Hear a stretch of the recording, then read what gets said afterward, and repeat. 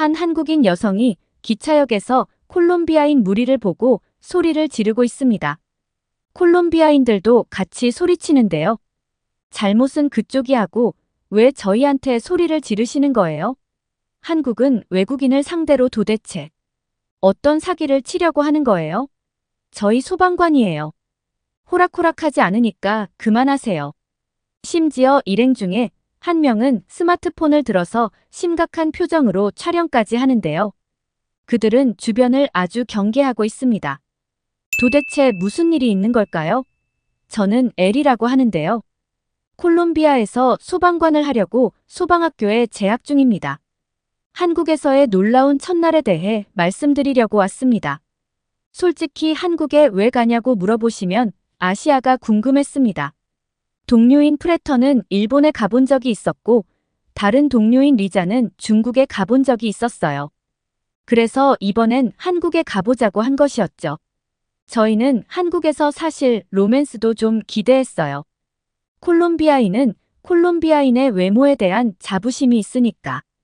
인천공항에 들어서는 순간 마치 미래의 세계로 걸어 들어가는 것 같았습니다. 콜롬비아에 있을 때는 그다지 인상적이지 않은 공항에 익숙했거든요. 하지만 이곳은 현금뿐만 아니라 다양한 서비스를 제공하는 ATM이 곳곳에 있었습니다. 저희는 마치 사탕 가게에 온 어린아이처럼 신기한 듯 눈을 크게 뜨고 있었습니다. 와, 이것 좀 봐요. 저는 거의 믿기지 않는 듯 중얼거렸습니다.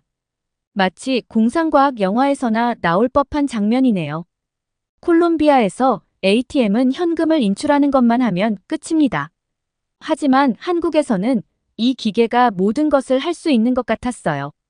터치 스크린을 만지작거리니 익숙했던 것보다 훨씬 반응이 빨랐습니다.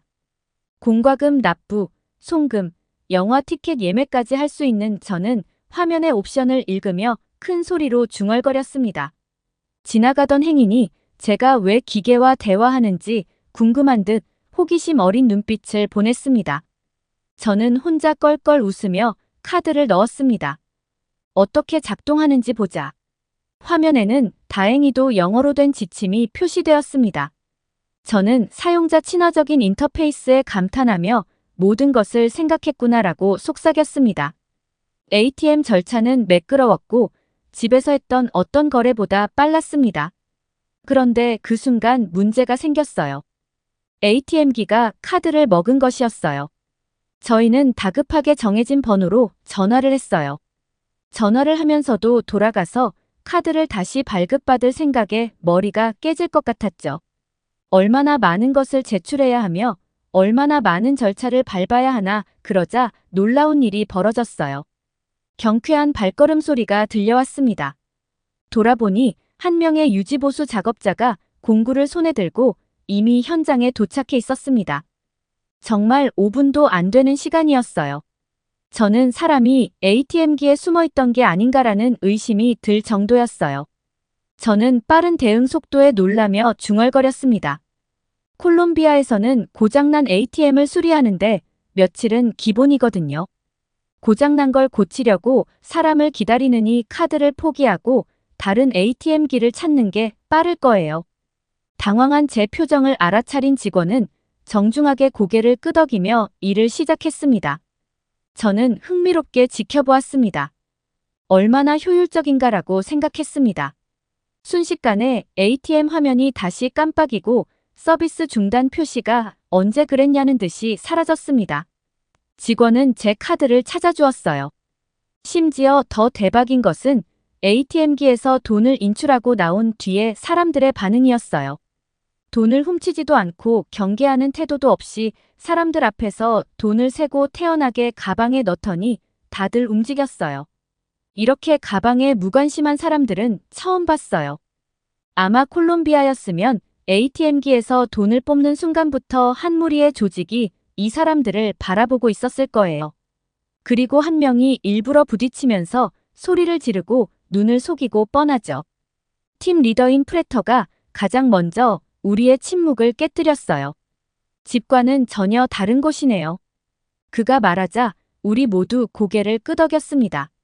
공항은 거대하고 매우 깨끗했으며 매우 안전하다고 느꼈기 때문에 우리가 익숙했던 것과는 완전히 대조적이었습니다. 그리고 외모에 자신 있었던 콜롬비아 세 남자의 자신감은 완전히 떨어졌어요. 한국 사람들은 일본 사람들이랑 다르게 키가 아주 컸어요. 게다가 중국 사람들과는 다르게 발육이 훨씬 더 잘 되어 있었죠. 저는 그리고 이 사람들이 왜 이렇게 세련되게 꾸미고 있는지가 신기했어요. 옷을 잘 입는 사람들이 너무 많고 피부가 엄청나게 좋았어요. 저희는 로맨스는 포기해야겠다고 셋이서 웃음을 지었어요. 이제 기차에 대해 말씀드리겠습니다. 움직이는 호텔에 앉아 있다고 상상해 보세요. 바로 그런 느낌입니다. 넓은 좌석, 무료 와이파이, 그리고 모든 곳에 전원 콘센트가 있습니다. 콜롬비아에서 이 정도 속도의 기차를 타려면 일반 기차의 3배에 달하는 비용을 내야 하거든요. 와이파이는 안 돼요. 아니면 와이파이라는 이름을 달고 쓰레기 같은 속도를 자랑하는 유료 인터넷망을 사용하면 돼요. 여기서는 휴대전화를 충전하거나 노트북으로 작업하거나 아무 걱정 없이 휴식을 취할 수 있었습니다. 그래도 가장 좋은 점은 바로 신뢰감이었어요. 사람들은 죄다 자기의 짐에 잠금 장치를 하나도 하지 않고 있었어요. 콜롬비아에서는 상상도 할 수 없는 일이죠. 콜롬비아에서 잠금 장치를 안 한 캐리어는 자선단체라고 불릴 수 있을 정도예요. 무료 나눔이죠. 다 가져가라고 하는 거예요. 하지만 한국에서는 아무도 도난을 걱정하지 않았어요. 완전히 새로운 세상이었습니다. 며칠 뒤에 저를 놀라게 한 사건이 있었어요. 저희가 에스컬레이터를 타려고 하는데 통화를 하면서 지나가던 한 한국 여자분이 제 옷에 커피를 쏟았어요. 저는 순간적으로 좀 짜증이 났습니다. 여자분은 자기가 더 놀란 것처럼 소리를 질렀어요. 저는 깜짝 놀랐습니다. 하지만 어디서든 있을 수 있는 일이니까 그냥 그분을 보내려고 했어요. 사실 좀 무서운 것도 있었어요. 콜롬비아 관광지에서 이런 일이 있다는 건 일부러 옷을 뺏어가거나 혹은 옷에 있는 지갑을 뺏어가려고 조직적으로 움직이는 것일 수도 있거든요. 그래서 저는 더욱더 빨리 이 사람을 보내려고 한 거예요. 그런데 그분은 너무 죄송해하면서 코인 세탁방이 근처에 있으니까 이용하는 게 어떻겠냐고 하셨죠? 저는 빨래를 할 것들이 많았기 때문에 감사해하면서 코인 빨래방으로 향했어요. 그런데 여기도 대박이었어요. 한국에서는 세탁기조차도 첨단 기술이더라고요. 호스텔의 세탁기가 고장나서 동전으로 작동하는 빨래방에 갔어요. 현금이 없나요? 문제 없어요. 빨래방에 있는 세탁기들은 섬유 연제까지 자동으로 넣었어요. 빨래방은 냄새도 좋고 따뜻하고 거의 거기서 생활을 해도 될 수준이었어요. 빨래만 하는 게 아니었어요. 무료 간식, 커피, 공용 노트북 등 빨래를 하는 장소라기보다는 멋진 아지트 같은 곳이었어요. 콜롬비아에서 빨래방은 그다지 매력적이지 않다고 할 수 있습니다. 저는 커피를 들고 주변을 둘러보았습니다. 정말 세심하게 배려하는구나. 저는 그 세심함에 감탄하며 중얼거렸습니다. 하지만 제 마음을 사로잡은 것은 구석에 있는 게임 콘솔이었습니다. 사람들은 빨래를 건조기에 돌리는 동안 비디오 게임을 하고 있었습니다. 코인 세탁소 주인이 빨래를 기다리는 시간을 고려해서 게임기까지 가져다 놓은 것이었어요. 게임 콘솔이 있는 PC방이라고 소문이 나면 아마 일주일 내로 코인 빨래방의 유리창이 다 깨져 있을 거예요. 팔아서 돈을 벌려고 하는 도둑들이 많으니까요. 콜롬비아에서 빨래방에서 시간을 보낸다는 것은 휴대전화를 들여다보거나 멍하니 벽을 바라보는 것을 의미하거든요. 하지만 이곳에서는 사람들이 실제로 시간을 보내는 커뮤니티 공간과 같았습니다. 이러한 경험은 사소하게 들릴지 모르지만 우리의 눈을 해주었습니다. 한국은 단순히 발전된 나라가 아니라 공동체의 신뢰와 안전이 삶의 방식인 곳이었죠. 한국을 단순한 휴양지가 아닌 언젠가 고향으로 삼고 싶은 곳으로 생각하기 시작했습니다. 이상하게 한국에 오고 나니까 잠이 잘 오더라고요. 이 경험을 프레터한테 말했더니 프레터도 그렇다고 했어요. 뭐가 차이인 거야 했더니 프레터가 바닥이 다르다고 하더라고요. 생각해보니까 그랬어요. 신발을 신고 들어가서 낡고 더러운 콜롬비아의 바닥과는 달랐어요. 아주 위생적이었죠. 이건 정말 다르구나라고 생각했습니다. 콜롬비아에서는 침대와 중앙난방에 익숙해져 있는데 이곳에서는 바닥 자체가 난방이 되더군요. 바닥에서 자는 것이 신기하기도 하고 약간 회의적이기도 했지만 온돌은 기분 좋게 따뜻하고 포근했어요. 깨끗하고 따뜻한 온돌 바닥에 자리를 잡고 이불 사이로 은은하게 스며드는 온기를 느끼며 잠자리에 들었습니다. 편안함에 나는 혼잣말로 속삭였어요. 너무 덥지도 춥지도 않은 적당한 온기가 느껴졌어요. 바닥이 저를 부드럽게 안아주는 듯한 느낌이 들었고 오랜만에 긴장을 풀고 있는 제 자신을 발견했습니다. 그곳에 누워있는 동안 저는 이곳의 청결함에 감탄하지 않을 수 없었습니다. 콜롬비아에서는 바닥에서 잠을 잔다고 하면 먼지와 우물에 대한 걱정 때문에 눈살을 찌푸릴 수도 있습니다. 하지만 이곳은 티끌 하나 없이 깨끗해서 편안함을 더했습니다. 온토의 부드러운 열기는 곧 저에게 마법을 부렸습니다. 콜롬비아에 있을 때도 항상 숙면을 취하는데 어려움을 겪었거든요. 하지만 이곳에서는 따뜻하고 포근한 온도에서 쉽게 잠이 들었습니다.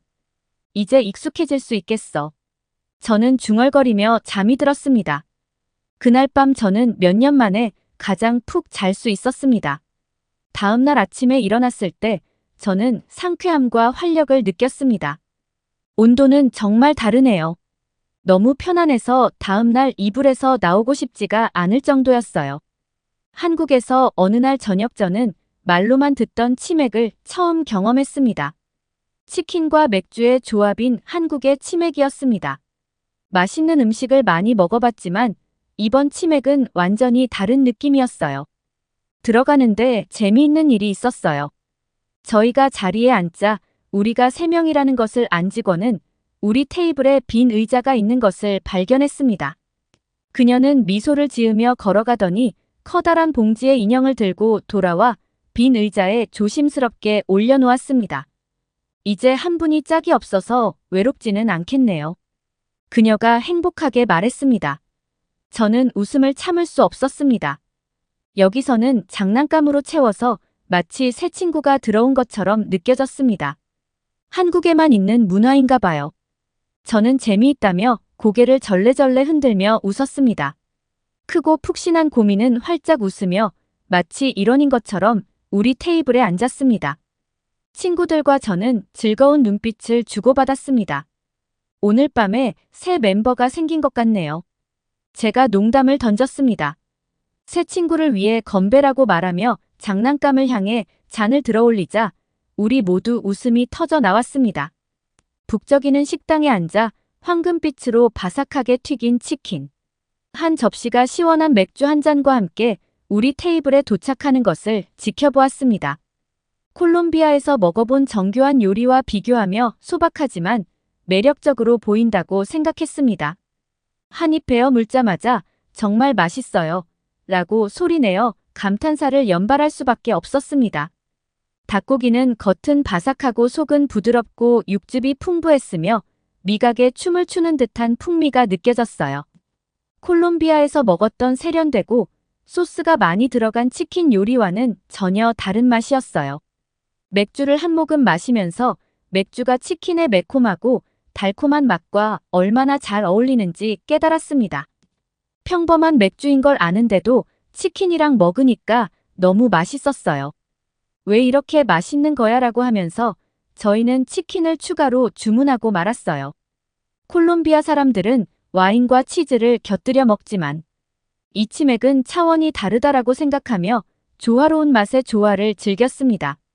내 인생에서 먹은 최고의 술 조합이야. 진짜로 저희는 너무 만족스러웠어요. 저는 국립중앙박물관도 좋았어요. 박물관에 들어서자마자 그 거대한 규모에 압도당했습니다. 대단하다.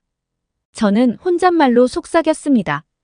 건축물은 현대적이면서도 한국 전통의 우아함이 느껴졌습니다. 넓고 통풍이 잘 되며 평온함이 가득했습니다. 복도를 돌아다니는 한국 전통 문화의 유물과 예술품을 발견했습니다. 각각의 전시물은 제가 본 적 없는 새로운 세계를 보여주는 창문이었습니다. 정교한 도자기, 우아한 한복, 섬세한 서예는 유럽에서는 볼 수 없는 것이었습니다. 정말 아름답다라는 말을 몇 번이고 되뇌었습니다. 저는 돈이 아주 많은 사람이 소장할 법하다고 생각했어요. 보고만 있어도 뿌듯할 것 같았거든요. 특히 제 마음을 사로잡은 곳은 한국 전통 회화를 전시한 갤러리였습니다. 색채가 선명하면서도 조화롭고 한국의 과거에 대한 이야기가 담겨 있었습니다. 분명 사실적으로 그린 그림이 아닌데도 그림이 살아 움직이는 것처럼 생동감이 느껴졌어요. 심지어 먹과 한지만을 쓴 그림도 그랬습니다. 천이나 한지 같은 종이들도 콜롬비아에서는 전혀 본 적이 없는 것들이라서 재미있었어요. 박물관에서 몇 시간을 보냈고 시간이 지날수록 한국 문화에 대한 감상은 더욱 깊어졌습니다. 소박함과 우아함, 심오한 아름다움이 어우러진 한국 문화는 저에게 새로운 경험이었습니다. 역사와 예술을 세심하게 보존하는 모습에서 유산에 대한 존경심을 느낄 수 있었습니다. 저는 콜롬비아인으로서 유럽의 다양한 회화와 이집트의 많은 건축물들을 어렸을 때부터 보고 자랐는데요. 박물관을 나오면서 저는 풍요로움과 영감을 느꼈습니다. 한국의 전통 문화는 정말 숨겨진 보석이다라는 생각이 들었습니다. 한국에서의 시간이 끝나갈 무렵 제가 경험했던 놀라운 여정을 되돌아보게 되었습니다. 공항에 서서 콜롬비아로 돌아가는 비행기를 기다리는 동안 저는 깊은 감사와 함께 우울한 감정이 교차하는 것을 어쩔 수 없었습니다. 한국은 정말 여러모로 저를 놀라게 했어요. 저는 혼자 생각했습니다. 한국에서 느낀 안전은 한국에서 경험했던 것과는 전혀 달랐습니다. 밤거리를 걷거나 효율적인 대중교통을 이용하거나 카페에 물건을 두고 내릴 때 등 모든 순간이 한국 사회가 얼마나 안전하고 신뢰할 수 있는 곳인지 깨닫게 해주었습니다. 콜롬비아에서는 문화와 환대에 대한 자부심이 대단하지만 한국의 공동체 의식과 배려심은 또 다른 차원의 것이었습니다. 식당의 친절한 직원들, 도시를 깨끗하고 효율적으로 관리하는 부지런한 사람들, 그리고 이를 유지하는 한국 사람들까지 제가 만난 모든 사람들이 제 여행에 특별한 무언가를 더해주었습니다. 공항의 탑승 안내방송이 울려 퍼지자 가슴이 찡해지는 것을 느꼈습니다. 이곳이 그리울 거야 저는 속삭였습니다. 한국은 저에게 단순한 여행지가 아니라 안전과 존중, 공동체를 중시하는 문화에 대해 눈을 뜨게 하는 경험이었기 때문입니다. 저는 제가 공무원이라서 타국에서 일할 수 없는 것에 대한 슬픔을 느꼈어요. 반드시 한국에 다시 와야겠다고 생각했죠. 다음에 한국에 오게 되면 가장 길게 와서 한국의 모든 것들을 흡수해 가야겠다고 생각했어요. 인천공항과 연결된 공항 지하철 스테이션 한국으로 휴가라도 온 듯. 선글라스를 착용한 수십 명의 외국인 여성들이 지하철 티켓을 구매하고 있습니다. 그런데 바로 그 순간 유리가 깨지는 소리와 함께 한 외국인 여성은 환호성을 지르기 시작하는데요. 소리가 나는 곳으로 달려간 다른 외국인 일행들도 눈이 휘둥그레지며 믿을 수 없다는 말을 반복하기만 합니다. 과연 외국인 여성들은 한국의 지하철 스테이션에서 무슨 일을 겪은 것일까요? 안녕하세요. 저는 포르투갈에서 직장인 스쿼시 팀을 운영하고 있는 아그로라고 합니다. 제가 운영하는 스쿼시 팀은 처음에는 규모가 작은 직장인 팀에 불과했으나 지금은 엄연히 회사의 후원과 포르투갈 체육회 지원을 받고 있는 프로팀에 가까운 스쿼시 전문팀으로 규모가 커진 상태인데요. 그래서 그런지 저희 회사에서는 여름 휴가철이 되면 스쿼시 팀에 소속되어 있는 인원들에게 해외로 동반 휴가를 갈 수 있는 일정의 기회를 주며 심지어는 휴가 기간에 대회를 참가하도록 경비 지원까지 해주고는 합니다. 그런데 최근 저희 직장인 스쿼시 팀에서는 한 사원의 제안으로 여름 휴가를 즐기기 위해 처음 한국을 방문하게 되었는데요. 한국에서의 아마추어 스쿼시 대회 참가와 동시에 여름 휴가를 제안했던 사원 나타샤는 평소 한국에 대해 꽤 관심이 많던 친구였지만 대부분의 사원들은 나타샤의 제안에 동의하지 않았던 것이 사실입니다. 같은 돈으로 해외여행을 갈 것이라면 미국이나 휴양지의 나라로 가는 것이 대부분이었기에 뜬금없이 전혀 관심이 없던 나라. 한국으로의 제안은 모든 사원들에게 달갑지 않았기 때문인데요. 하지만 운영 책임자였던 저는 여행 예산이 상당히 저렴하게 책정되는 한국의 마음이 이끌렸고 결국 팀원들을 설득해 나타샤의 주도하에 한국행 비행기에 탑승하게 되었습니다.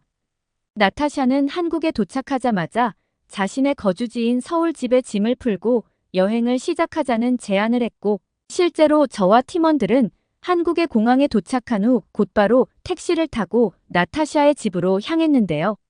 사실 한국의 인천공항에서는 시차 적응 때문에 정신을 제대로 차리지 못해 둘러볼 시간이 별로 없었는데 이상하게도 택시를 타고 가면서 보이던 창문 밖의 한국 도시 풍경은 상당히 충격적이었습니다.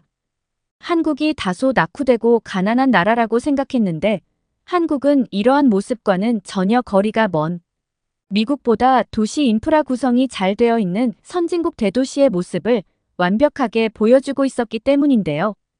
또한 한국에서의 진짜 놀라움은 바로 나타샤의 거주지에 도착했을 때였습니다.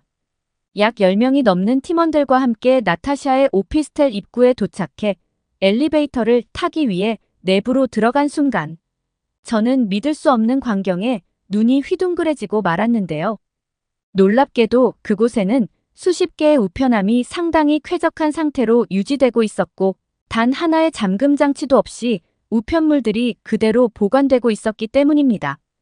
사실 제가 경험했던 미국이나 포르투갈에서는 최근 우편함을 통째로 뜯어서 훔쳐가거나 우편함의 우편물들을 이용해 디지털 범죄를 저지르는 일이 엄청나게 폭증하고 있어서 대부분의 우편함에는 자물쇠가 채워져 있거나 아예 우편함 자체를 제거한 거주지도 많은데 한국은 이러한 나라들과는 전혀 상황이 달랐습니다. 또한 더욱 충격적이었던 것은 우편함마다 개별적인 작은 구멍이 따로 존재하고 있어서 너무나 편하게 언제 어느 때나 우편물을 꺼내갈 수 있었다는 사실인데요. 실제로 제가 태어난 나라인 포르투갈에서는 우편물의 도난 사고가 너무 심해서 아무런 구멍 없이 개별적인 열쇠로 문을 열어야만 우편물을 가져갈 수 있는 불편한 시스템이 대부분인데 한국은 너무나 편리하게 각 호실마다 우편함의 투입구가 따로 존재하고 있어서 엘리베이터를 타러 가는 그 잠깐의 순간에도 우편물을 가져가는 편리한 이동이 가능했습니다. 실제로 포르투갈의 이러한 불편한 우편물 운영 시스템 때문에 우편물을 배달하는 배달원은 우편왕 바닥에 우편물 수십 개를 섞어서 놔두고 그냥 가버리거나 잠겨있지 않은 우편함을 찾아내 모든 우편물들을 한 번에 섞어서 넣어놓고 떠나버리기 때문에 나중에 섞여있는 우편물들 속에서 자신의 우편물을 찾는 것은 상당히 시간이 오래 걸리는 비효율의 상황을 유발하고 마는데요. 우편함을 쳐다보며 당황하고 있는 저의 모습에 다른 직장 동료들도 이렇게 생긴 우편함은 살아생전 처음 본다면서 굉장히 놀라워했고 우편함마다 구멍이 뚫려 있는 모습을 보고는 이렇게 해도 아무도 우편물을 훔쳐가지 않냐면서 나타샤에게 질문을 쏟아냈습니다. 하지만 나타샤는 갑자기 웃음을 터뜨리더니 요즘 한국인들은 그마저도 전부 QR코드 우편 시스템으로 대체하고 있다는 말과 함께 디지털 인프라가 발달한 한국답게 종이의 소모가 발생하는 실물. 우편물 대신 우편함의 QR코드나 휴대폰으로 우편물의 내용물을 직접 알려주는 디지털 우편 시스템으로 변해가고 있다는 믿을 수 없는 설명을 하기 시작했는데요. 상식적으로 생각해봐도 휴대폰 문자로 우편물이 전송되면 누군가 훔쳐가는 도난 문제도 발생하지 않고 종이의 소모까지 줄일 수 있다는 생각에 저는 한국이 이렇게나 기술이 발달한 나라였나라는 생각에 말문이 막히고 말았고 그건 다른 직장인 동료들도 마찬가지였습니다. 한국인들에게는 우편물을 가져가는 것이 너무나 평범하고 평화로운 일이었지만 미국이나 포르투갈에서는 우편함과 우편물의 도난 문제로 꼴머리를 앓고 있는 반대되는 모습은 한국이 얼마나 선진국의 나라인지 한 번에 인식시켜주는 놀라운 경험이었죠. 나타샤가 사는 거주지만 그런 줄 알았으나 바로 옆 오피스텔도 똑같이 개별 투입구 우편함이 설치되어 있었고 저는 이때부터 한국인들의 편리하고 걱정 없는 삶이 부럽기 시작했습니다. 나타샤의 거주지에 짐을 풀어놓은 뒤 나타샤는 곧바로 자신이 한국 여행 가이드를 해줄 테니 포르투갈에서는 겪어볼 수 없는 지하철을 경험해 보자고 하더군요. 실제로 포르투갈에는 아직도 상용화되어 있는 지하철이 없어서 대부분은 버스로 이동을 하거나 먼 거리일 경우 무조건 차로 이동을 하는 것이 현실인데 저는 한국에 지하철이 있다는 사실에 깜짝 놀라고 말았습니다. 당연히 후진국인 한국도 포르투갈과 똑같이 지하철이 없을 것으로 생각했는데 나타샤는 아마 한국의 지하철이 기술력에서는 전 세계 1위일 것이라며 뿌듯한 표정을 보이고는 집 바로 앞에 지하 계단을 내려가기 시작했는데요. 다른 동료들은 어떻게 집 바로 앞에 교통수단인 지하철의 입구가 있을 수 있냐면서 믿을 수 없는 반응을 보였고 저조차도 그럼 집에서 바로 나와 1분 만에 지하철을 타는 편리한 삶이 한국에서는 당연한 것이냐며 놀랄 수밖에 없었습니다. 하지만 나타샤는 한국에서의 경우 교통 편의성을 위해 거주지의 주요 거장 근처 대부분에는 지하철을 탈 수 있는 역이 있다는 믿을 수 없는 지도를 보여줬고 실제로 눈앞에 보이던 수십 개의 지하철역은 서울 도심 곳곳에 퍼져 있었는데요. 미국에서조차 교통 인프라가 너무 낙후되어 있고 치안이 좋지 않아 위험하다고 느끼는 경우가 많았는데 한국에서는 지하철만 탄다면 도시 전체 그 어디로든 이동이 가능한 편리한 교통 인프라와 저렴한 지하철 비용은 믿을 수 없을 정도로 발달된 도시 수준을 느끼게 했습니다. 실제로 포르투갈에서는 지하철이라는 것 자체가 없어서 마트라도 한 번 가려고 하면 차를 타고 1시간 이상 이동해야 되거나 버스를 타더라도 모든 짐을 들고 버스에 타야 돼서 너무나 불편한 경우가 많은데 한국은 마트들조차 지하철과 가깝게 자리 잡고 있는 경우가 많아서 모든 생활이 반경 1km 내에서 해결되는 것 같은 편리함을 보이고 있었죠. 한국에 오기 전에는 다소 불편하고 가난한 나라가 아닐까 생각했지만 실제로 겪은 한국은 제가 경험했던 나라들 중 최고로 안전하고 교통의 편리함도 좋아서 관광하기에 너무나 최적의 나라였습니다. 그 후 나타샤의 뒤를 따라 처음 들어가게 된 한국의 지하철은 입구에서부터 저를 압도되게 만들었는데요. 미국에서도 지하철을 경험했던 적은 있었지만 한국은 미국과는 비교도 되지 않을 정도의 지하철 규모를 가지고 있었고 내부 스테이션 통로에서부터 미국보다 훨씬 쾌적하고 관리가 잘 되어 있어서 마치 호텔처럼 느껴지기도 했습니다. 또한 너무나 신기했던 것은 지하철 내부에 있던 긴급 구호용품이었는데요. 나탈리는 지하철에서 화재가 발생하거나 비상 상황이 생겼을 때 지하철 승객 그 누구라도 사용할 수 있게 한국의 지하철 스테이션 대부분에는 이러한 구호물품들이 간격을 두고 꽤 많이 설치되어 있다고 했고 저는 이러한 시스템이 도저히 믿어지지가 않았습니다. 일반적으로 포르투갈에서는 소화 관련 장비나 방독면들이 너무나 비싸서 실제 포르투갈의 소방대원들조차도 예산이 부족해서 비상 소화기가 없는 경우가 많은데 놀랍게도 한국은 지하철 내부에 이런 비상 소화기가 상당히 많이 있었기 때문인데요. 저는 너무 놀라서 나타샤에게 한국은 혹시 돈이 남아도는 나라냐면서 헛웃음을 지을 수밖에 없었고 나타샤는 한국의 지하철이 종합점수 1위인 이유가 바로 여기 있다며 지하철의 편리한 이용에서뿐만 아니라 안전이나 시스템에서도 다른 나라들과는 차원이 다르다는 말을 했습니다.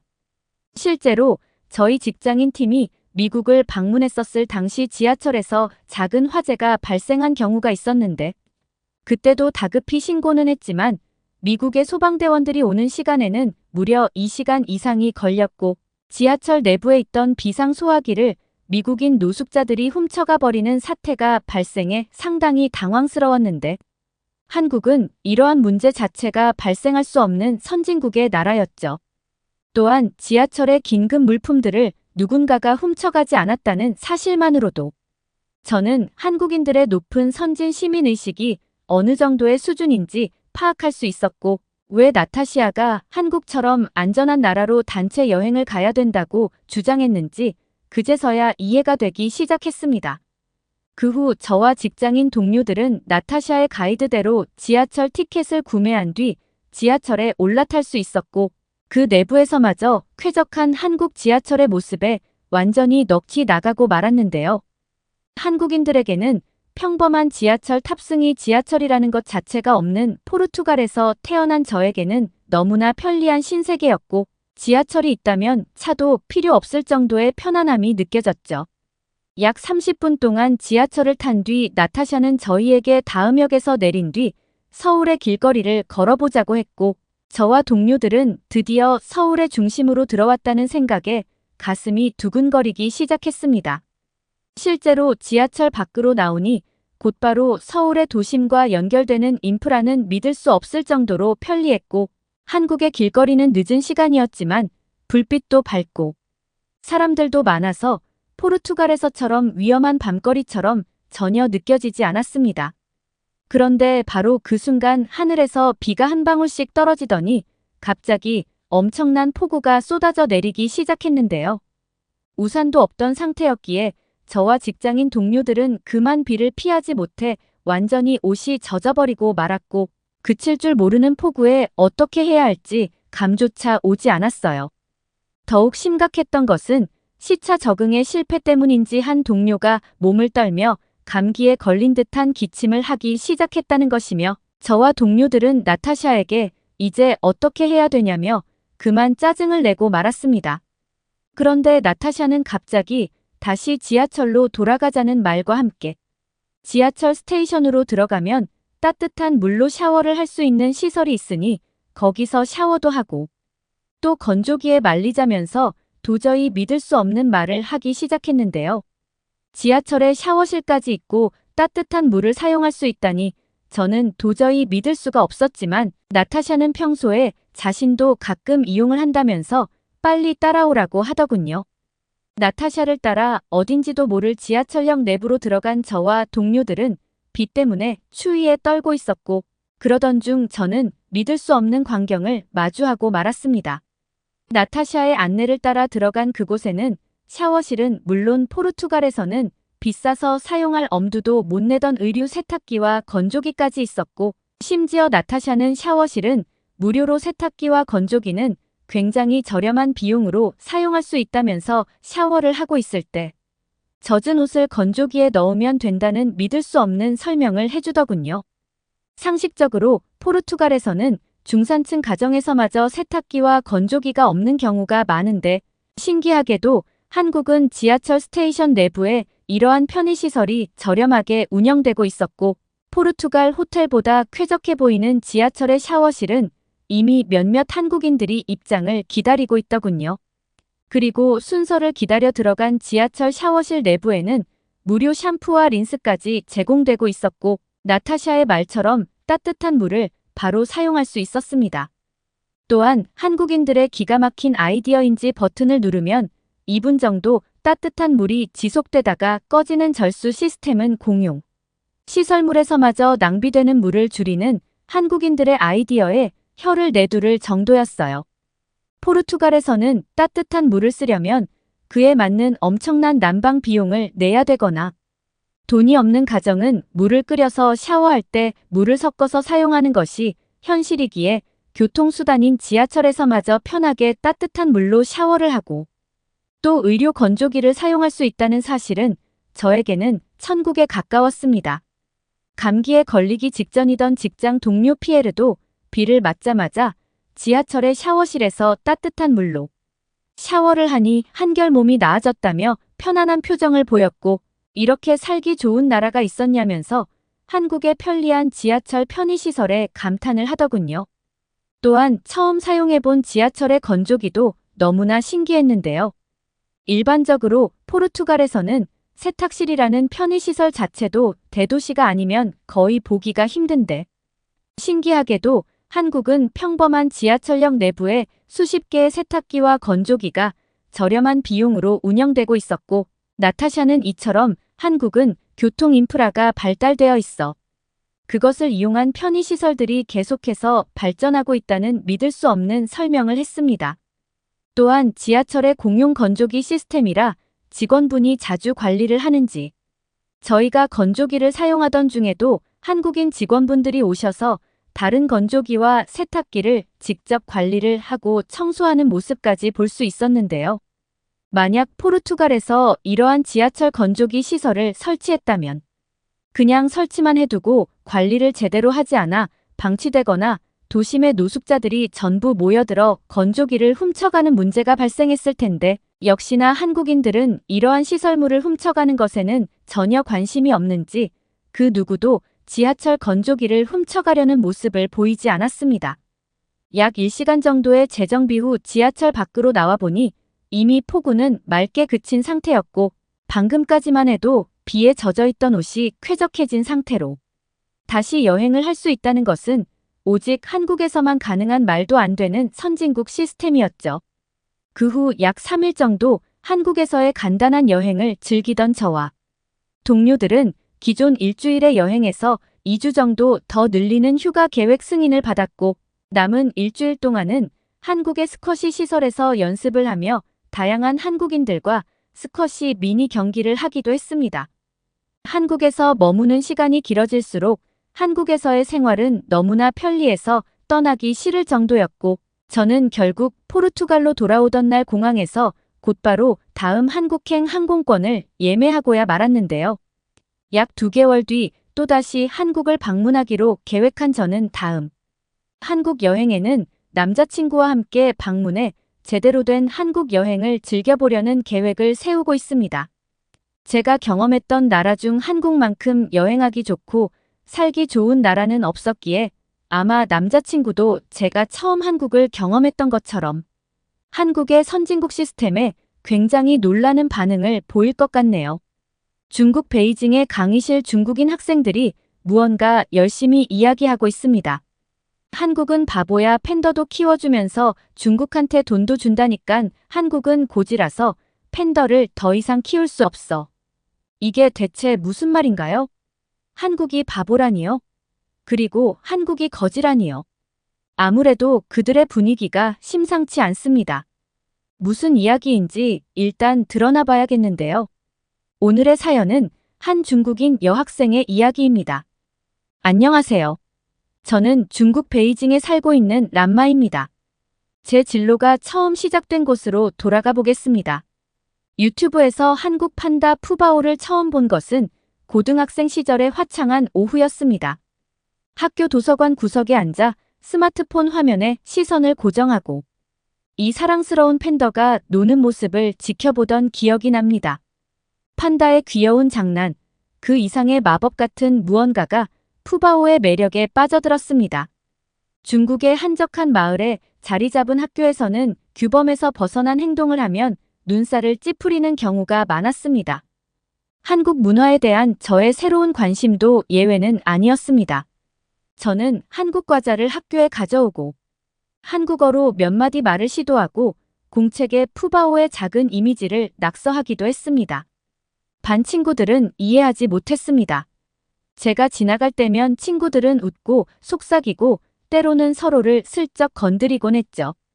가슴이 아팠지만 푸바오는 저와 같은 꿈을 꾸기에는 너무 좁아 보이는 세상에서 저에게 탈출구이자 작은 기쁨이었어요. 밤늦게까지 푸바오 영상을 보면서 한국 문화에 대해 더 많이 알게 되었습니다.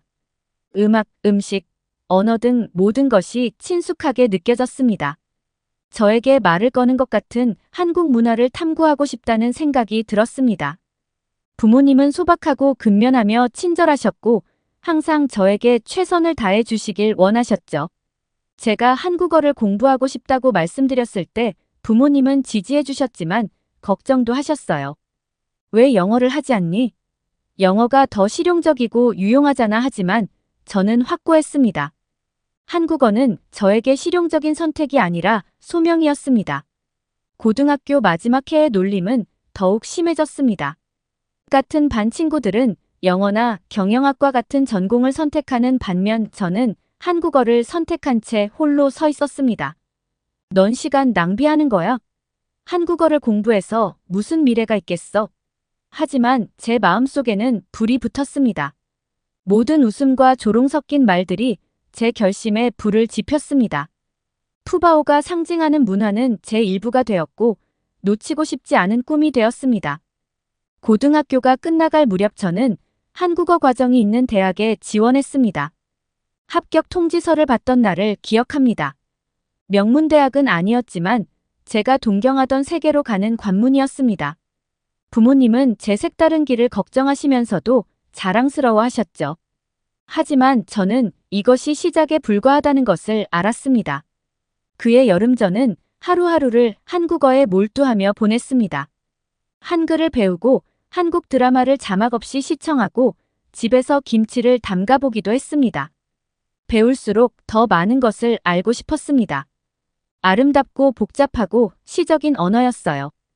단순히 단어가 아니라 나와는 다른 문화, 사람 역사를 이해하는 것이 중요했죠. 한국 문화에 더 깊이 빠져들면서 반 친구들과의 거리는 멀어지는 것 같았습니다. 친구들은 제가 한국에 매료된 마음을 이해하지 못했고, 저는 친구들이 받아들일 수 있는 방식으로 설명할 수 없었습니다. 점심시간에 혼자 앉아 한국 과자를 앞에 펼쳐놓고 반 친구들이 3, 4, 5 모여있을 때를 기억합니다. 친구들은 제 이상한 집착에 대해 농담을 하곤 했죠. 외로운 시간이었지만 제 꿈은 그들의 말보다 더 컸습니다. 저는 한국 드라마와 음악, 그리고 푸바오의 영상으로 이루어진 저의 작은 세계에서 위안을 얻었습니다. 저의 외로움을 눈치챈 장 선생님이 어느 날 저를 따로 부르셨어요. 아니, 왜 한국말이냐? 선생님이 부드럽게 물으셨어요. 저는 선생님께 푸바오에 대해 제가 발견한 아름다움과 깊이에 대해 말씀드렸습니다.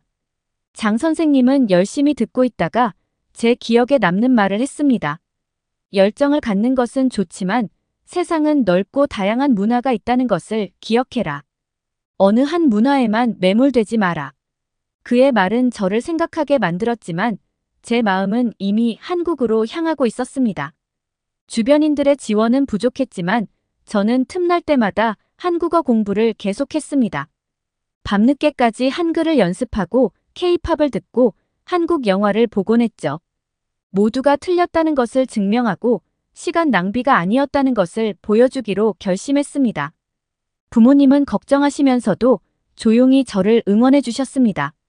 부모님은 제 헌신을 보셨고 제 꿈을 완전히 이해하지는 못하셨지만 믿어주셨습니다. 너를 행복하게 하는 일을 해라. 하지만 스스로를 돌보는 것도 잊지 마.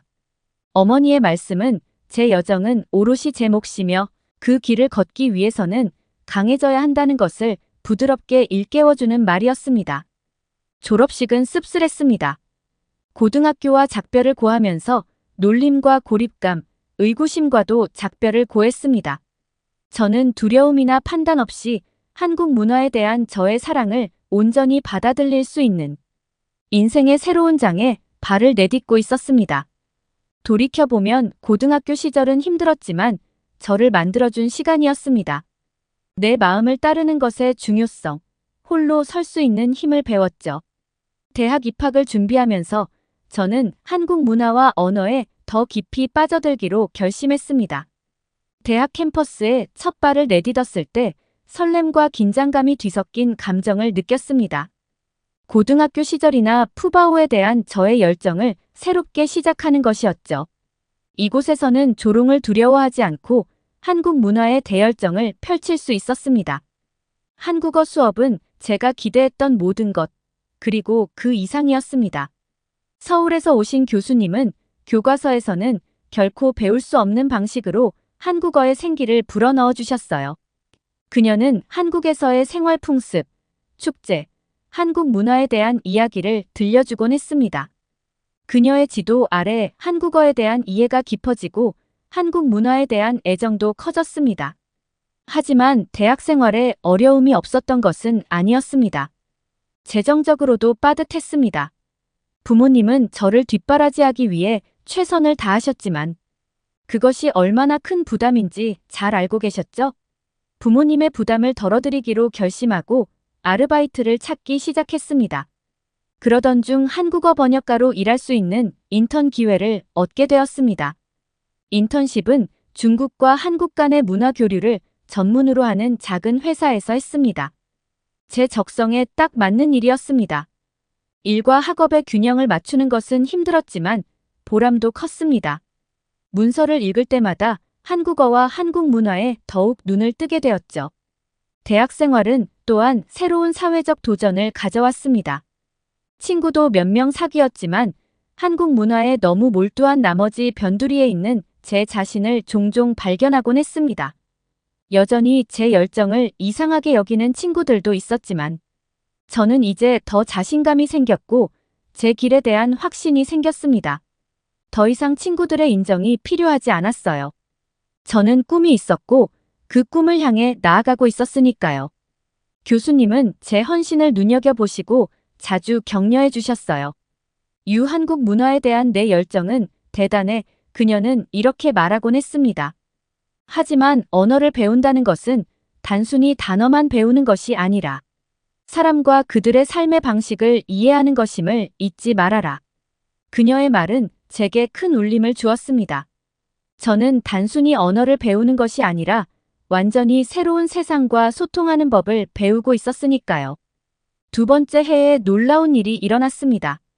한국의 이 프리미어리그 득점왕에 오른 것입니다. 한국 스포츠와 저와 같은 팬들에게 자랑스러운 순간이었습니다. 또래 친구들 사이에서 한국 문화에 대한 새로운 관심을 불러일으키기도 했죠. 모두가 한국에 대해, K-팝에 대해, 드라마에 대해, 손흥민에 대해 이야기하기 시작했죠. 제 열정은 더 이상 특이한 것이 아니라 주류가 되어가고 있었습니다. 변화는 새로운 기회를 가져다 주었습니다. 대학에서 한국 문화 동아리를 만들었습니다. 매주 모여서 한국 드라마와 음악에 대해 토론하고 한국 요리법도 배웠습니다. 소규모로 시작한 모임은 곧 규모가 커졌습니다. 저는 점점 커져가는 한국 문화 애호가 커뮤니티의 중심에 서게 되었습니다. 외로웠던 고등학교 시절과는 사뭇 달랐죠. 한국 문화에 대한 관심은 커졌지만 제 진로에 대해 의문을 품는 순간도 있었습니다. 하지만 그때마다 이 모든 것을 시작한 팬더 푸바오를 떠올리며 결심을 굳혔죠. 저는 단순히 트렌드를 따르는 것이 아니라 상상할 수 없었던 방식으로 열정을 추구하고 있었으니까요. 비슷한 시기에 중국에서 한류가 본격적으로 시작되었습니다. K-팝 밴드가 대세였고 한국 드라마가 곳곳에서 화제를 모았으며 한국 패션과 뷰티 제품에 대한 수요가 높았습니다. 갑자기 한국 문화에 대해 잘 아는 것이 자산이 되었고 저는 이 문화 현상의 한가운데에 있는 자신을 발견했습니다. 하지만 새롭게 깨달은 인식과 함께 더 많은 도전이 찾아왔습니다. 학업과 업무, 한국 문화 동아리 활동의 균형을 맞추는 것은 매우 힘든 일이었습니다. 버겁게 느껴지는 날도 있었고 내가 잘해낼 수 있을지 의심스러운 날도 있었죠. 하지만 그때마다 고등학교 시절 제가 겪었던 조롱과 외로움, 그리고 그 이후 제가 얼마나 많이 성장했는지를 떠올렸습니다. 이런 생각이 저를 계속 나아가게 했고 수년 동안 쌓아온 힘과 회복력을 상기시켜 주었습니다. 저는 번역 회사에서 풀타임으로 일하면서 도전과 보람을 느꼈어요. 저는 언어뿐만 아니라 문화 교류와 이해에 관한 프로젝트에 참여했습니다. 저는 단순한 번역가의 역할이 아니라 중국과 한국의 차이를 연결하고 조율하는 문화적 가교 역할을 한다는 것을 깨달았습니다. 하지만 곧 한 가지 사실을 깨달았습니다. 한국 문화에 대한 관심은 높아졌지만 이를 가르치고 공유하는 방식에는 격차가 있다는 것이었습니다. 많은 사람들이 한국에 대해 궁금해하지만 어디서부터 시작해야 할지 몰랐습니다. 그때 문득 온라인 한국어 학원을 개설하면 어떨까 하는 생각이 들었습니다. 한국어를 배울 뿐만 아니라 문화를 이해하고 감상할 수 있는 플랫폼이 될 수 있을 것 같았죠. 이 아이디어를 몇몇 동료와 친구들에게 공유했고 반응은 압도적으로 긍정적이었습니다. 하지만 이 아이디어를 현실화하는 것은 쉬운 일이 아니었습니다. 시간, 노력, 그리고 제가 가지고 있다고 확신할 수 없는 자원이 필요했습니다. 그럼에도 불구하고 저는 결심했습니다. 한국 문화에 대한 저의 열정을 접근하기 쉽고 매력적인 방식으로 공유하며 진정한 변화를 일으킬 수 있는 기회였기 때문입니다. 저는 몇 달 동안 콘텐츠를 기획하고 만들고 잠재적인 강사와 협력자들을 찾아다녔습니다. 힘든 과정이었지만 신나는 일이기도 했습니다. 마침내 온라인 학교를 시작할 준비가 되었습니다. 저는 누구나 한국 문화의 물결을 탈 수 있는 곳이라는 뜻에서 한류 아카데미라고 이름을 지었습니다. 반응은 기대 이상이었어요. 중국 전역에서 한국에 대해 배우고자 하는 학생들이 등록했습니다.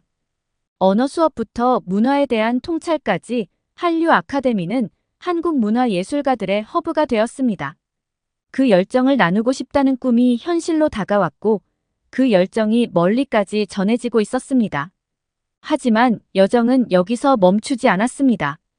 제 솔선수범의 감명을 받은 모교에서 한국어 전공자를 위한 진로 박람회에 저를 초대했습니다.